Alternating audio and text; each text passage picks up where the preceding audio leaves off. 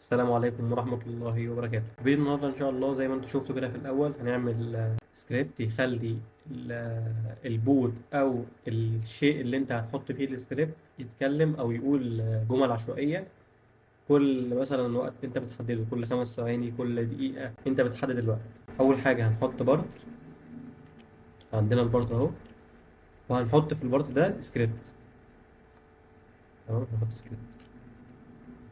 نكتب بقى السكريبت، هنكتب لوكال فريزز. دي هتبقى الجمل اللي احنا اللي هو هيقولها، اللي هو يقدر يقولها. فاحنا هنعمل اللي هو القوس ده، القوس المعوج ده، وهنكتب مثلا علامتين تنصيص، وهنحط مثلا هلو. ولو عايزين نحط حاجة كمان هنطلع بره علامتين التنصيص كده، وهنحط فاصلة، وهنكتب مثلا لايك. وهنحط بقى كل الجمل اللي احنا عايزينها هنا، بنفصل بين الجملة والجملة بفاصلة، زي ما انا بعمل كده. هنحط مثلا الجملة التالتة كومنت مثلا، أي حاجة. تمام، وبس كده. خليهم ال3 جمل دول. بعد كده هنعمل لود. عشان ايه؟ يعني يفضل يعيد الكلام بقى ده للابد. هنعمل وايل ويت. هنحط بقى هنا في القوسين دول الوقت. ممكن نخليها 5 ثواني، 3 ثواني، ثانيتين. احنا ممكن مثلا نخليها هنا 3 ثواني. هنقول له ندوس انتر. هنكتب بقى لوكال فريز. دي بقى عشان يجيب الجملة العشوائية من هنا. فهنا بقى هنكتب فريزز اللي هي اللي احنا عملناها فوق، وهنفتح قوس كده اللي هو القوس ده، وهنكتب ماس دوت راندوم. وجوه القوس ده هنا كده هنكتب 1 وهاشتاج فريز، ياخد من أول 1 لحد الفريزز دي اللي احنا عملناها فوق. بعد كده بقى هنعمل جيم دوت أو جيم جيت سيرفيس.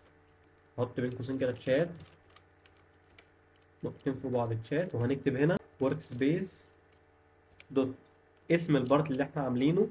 فاحنا هنا في الحالة دي مسمينه بارت. يعني الحتة دي مهمة قوي، لأن انت لو عملت اسم البارت غلط مش هيشتغل معاك.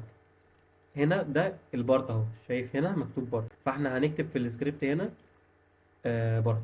لو انت كنت مسميه اي حاجة تانية لازم تكتب في دي اسم الحاجة التانية دي بدل البارت. تمام، بس احنا مسمينه بارت، فاحنا هنخليها بارت.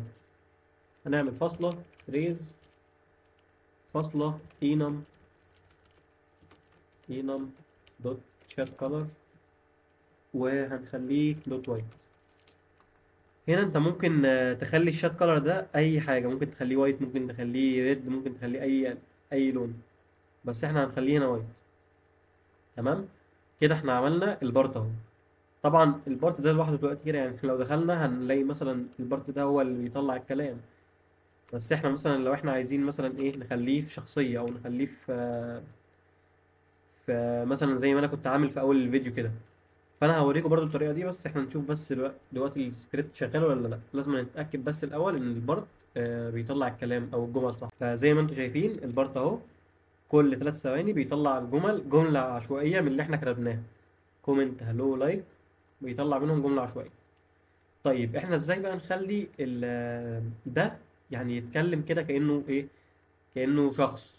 احنا هنجيب اي سكن بقى احنا عايزينه. ممكن نجيب مثلا ايه، نحط شخصيتنا مثلا هنا من البلجن دي اهو. دي مثلا الشخصيه بتاعتي اهي. فانا مثلا عايز اخلي شخصيتي تبقى هي اللي بترحب مثلا بالناس في الماب. بدل ما تخلي البارت ده هو اللي هيتكلم، هتخليه برضو هو اللي هيتكلم، بس ايه، بس كأن الشخصيه هي اللي بتتكلم. فاحنا هنصغر البارت كده، وهنخليه ترانسبيرنت. هنروح على البروبرتيز هنا عنده، وهنخلي البارت ترانسبيرنت، شفاف كده. البارت مش باين، يعني كده انا لو سبت البارت شايف مش باين. تمام، فاحنا ايه، هنجيبه كده وهنخليه جوه راس الشخصية بالظبط، عشان الكلام يبقى طالع كأن الشخصية هي اللي بتتكلم.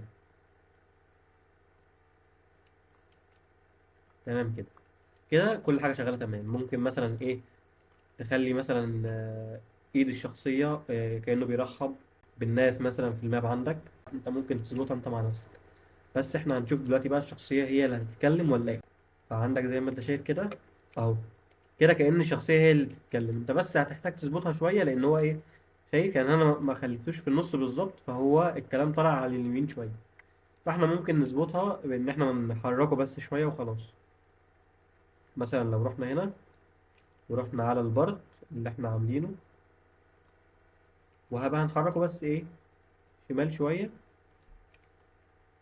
واتوقع بس كده اتظبط. اهو كده شايفين في النص بالظبط. فبس كده طريقه سهله جدا يعني، وده السكريبت. هبقى اسيب لكم بقى السكريبت ده في الكومنتات وفي الديسكريبشن برضو، ولو حد عايز يكتبه ورايا يبقى يكتبه عادي. وبس لو عجبك الفيديو ما تنساش تعمل لايك وتشترك معانا في القناة وتقول لي عايز اشرح ايه الفيديو الجاي. والسلام عليكم ورحمة الله وبركاته.